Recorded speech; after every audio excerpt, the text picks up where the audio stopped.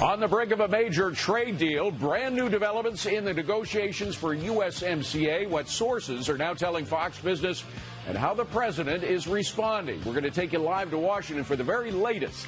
Hi, everybody. This is Bulls and Bears. Thanks for joining us. I'm David Asman. Joining me on the panel today, Jonathan Hoenig, Christina Partsinevelos, Steve Moore, and Gary Kalpow. Let's head straight to Edward Lawrence in D.C., who's got all the sources for what's happening now. What's the latest, Edward? Yeah, David, the House Speaker Nancy Pelosi now has the ball, so to speak. The final piece came into place when multiple sources tell us that Mexico agreed to the changes that have been made to USMCA. Now, that deal between the U.S., Mexico, and Canada now sits with the House Speaker.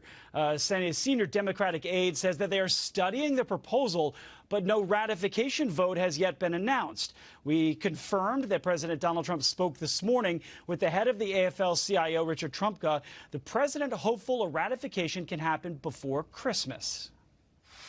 I'm hearing very good things. I'm hearing from unions and others that it's looking good. I'm hearing a lot of strides have been made over the last 24 hours with unions and others.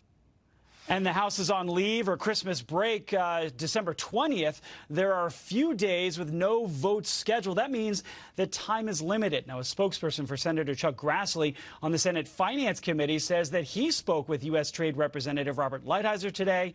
The senator is hopeful an announcement will come soon.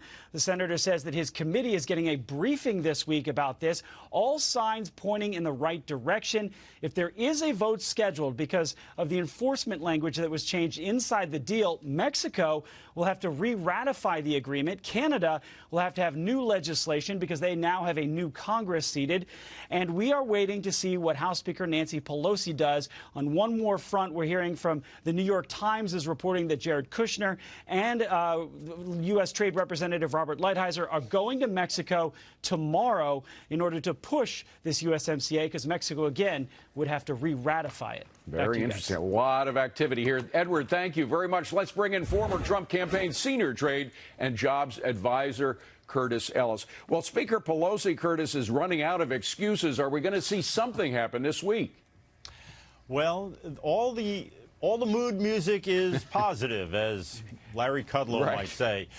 Hearing very good things from everybody is very optimistic. Things are moving along very quickly.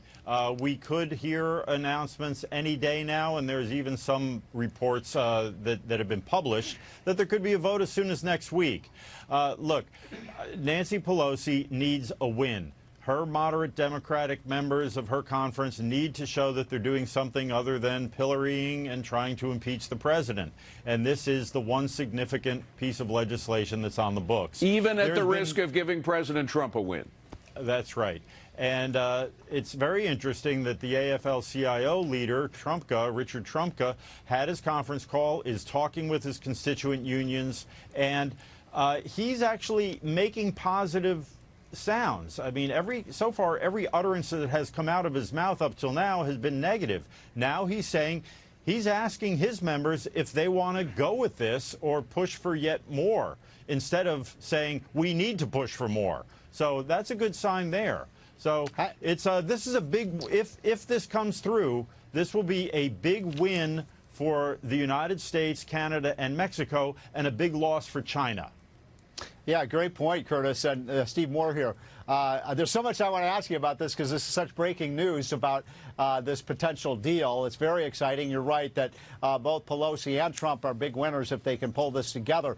I want to ask you about Mexico. I can't possibly see how the Mexicans wouldn't ratify this in a second. I mean, Mexico is one of the big winners here. They may have to do a little bit more on the labor enforcement side, but come on, Mexico is going to sign this, will they not? They certainly will. They stand to win, and they understand what's at stake on a larger scale. Remember, after NAFTA passed, so many of our industries moved to Mexico. Then after China joined the WTO, they moved out of Mexico and went to China. Now with the higher domestic origin rules and North American origin rules, those jobs will come back to North America, and many of them will go to Mexico. Mexico understands that. That's why they held up the Trans-Pacific Partnership over the automobile origin rules. They did not want to lose their auto industry to the Far East. We actually have our own Maria Bartiromo that just said not too long ago that her sources are saying that the USMCA will come to the floor for a vote next week at a minimum. So that's, I guess, more sources telling her. I'm just a little bit more confused. Curtis, maybe you can shed some light on the issue with the pharmaceutical clause in there, the fact that it's supposed to be 10 years. I thought that was could be still a sticking point, and I didn't really hear Ed go too much into detail. Do you have any further additional information you can provide on that? That is one of the been one of the sticking points for the Democrats. They have been saying, in a bizarre reasoning, they say it's somehow going to raise drug prices. We have a 12-year data exclusivity in the United States, and you know where it became 12 years? It's when we passed something called Obamacare. That gave the pharmaceutical industry, the biological drugs, 12 years of patent protection. Now they're complaining that it would be 10 years. So I don't know. Where that is in this final agreement, we have yet to discover. There's been a lot of back and forth. Now, Curtis, let me ask you about the Buy American provision as part of the USMCA. Look, the government buys about $1.7 trillion every year, and now foreign firms, they can't bid for that expenditure.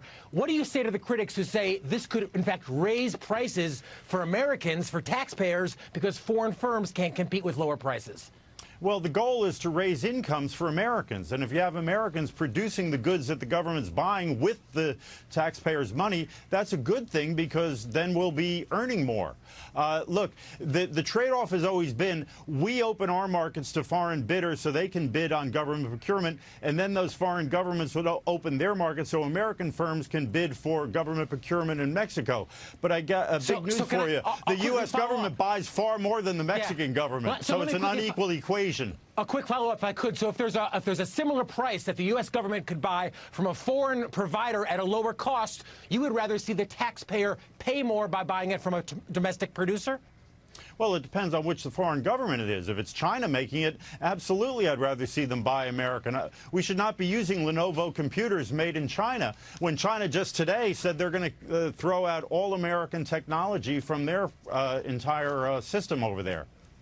Hey, Curtis, Gary Kaltbaum, we've been hearing from some saying this is the greatest thing ever. Others say it's just a little bit different than NAFTA. If you were to take one or two provisions that really stand out, that'll change the playing field big time, what are they and why will they change the playing field? Well, one of the big provisions is upping the North American content and the domestic content in the NAFTA vehicles, what's called a NAFTA car, the automobiles that get tariff-free treatment. It has to be almost 75% American-made or Canadian-made or Mexican-made. Couple that with the 40% has to be, of the labor component, has to be paid $16 an hour. This is a clear metric, enforceable, that will raise wages and raise domestic manufacturing. Another important part of this is part of these domestic content rules. We're now hearing that the steel and the aluminum, the metals that go into the cars to be called to be called domestic content, have to be melted and poured in North America. So that will keep Chinese steel out. Yeah. That will make more American jobs, more Mexican jobs, more Canadian jobs. These are very important. Also, we have currency manipulation provisions for the first time in any trade agreement. This is huge. Curtis? And I should say, 6 years gets to be reviewed in 6 years. We're not going to be locked in to a lifetime.